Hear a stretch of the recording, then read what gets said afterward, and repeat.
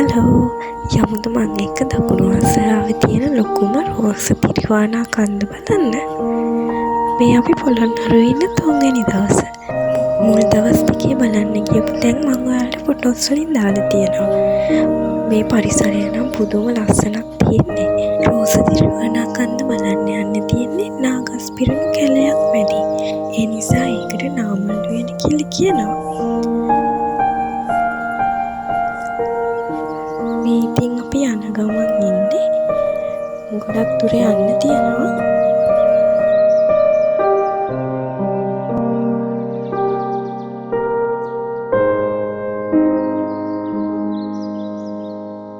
එතනින් දොරක් ගලන් යනවා. ඒක පේන්නේ නැහැ, වතුර නැහැ.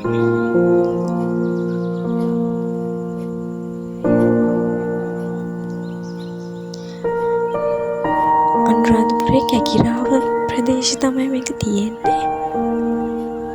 ඉතින් මේ අපි යන ගමන් දැන් මෙතනින් තියෙනවා මෙතනින් තමයි view එක තියෙන්නේ. ඔයාලා බලන්නකෝ. ඔය පේන්නේ රෝස තිරිවානා කන්ද තමයි.